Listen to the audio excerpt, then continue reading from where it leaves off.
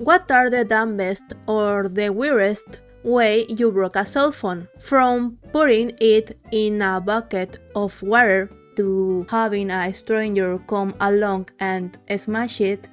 Today I will tell you about the weirdest way I broke a cell phone, along with stories from my friend. The most common way to damage it is usually water, and at least Mario, my best friend, sat in a jacuzzi on vacation, but he forgot to take his phone out, so hours later he realized it was no longer working.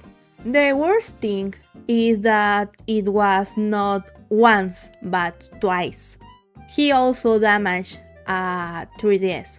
But the weirdest time was when he was walking down the street with a friend. He had his cell phone in his hand, and out of nowhere came out a guy on a motorcycle at full speed and hit him with his open hand to his cell phone, making it fly through the air quickly because of the impulse, and crash, breaking the whole screen. Once they try, it will no longer turn on. Other anecdotes of damaging cell phone with water are from when I was a little.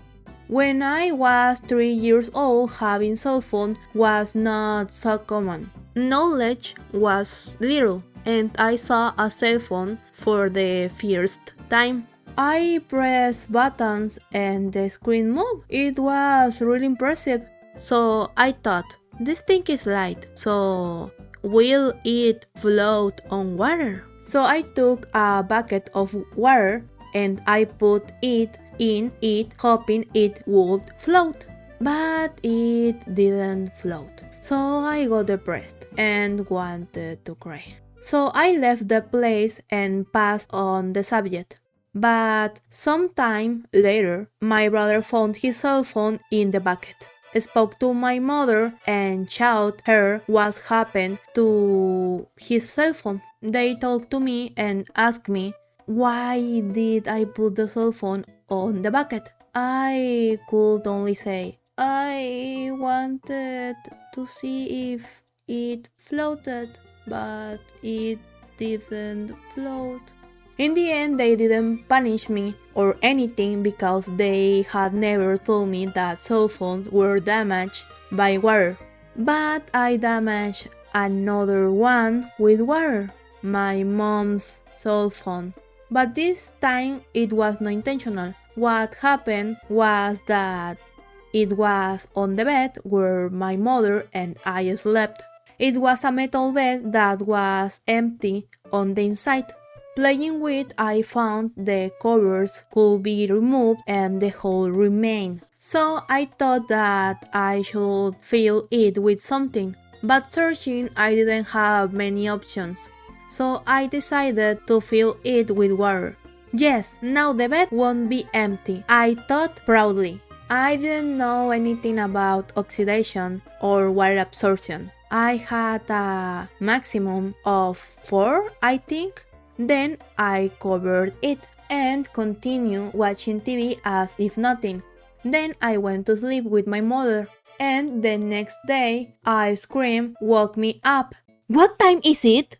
My mother started to run from one side to the other side while she was just screaming. Why didn't the alarm go off? Then she uncovered the pot that I filled with water and wondered, Cynthia, why is there water in it?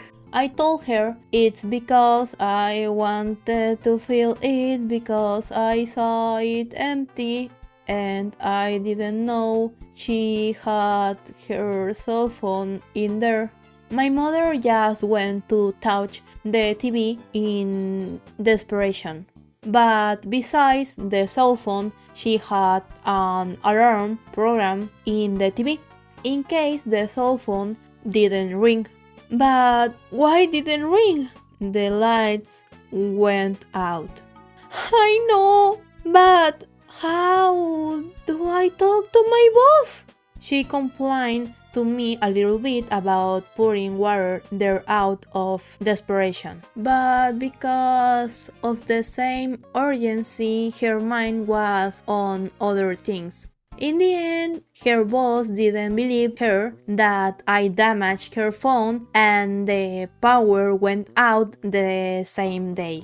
They scolded her. At least they didn't fire her. Something is something, I guess. I'm sorry, Mom. The scare she got that day was good.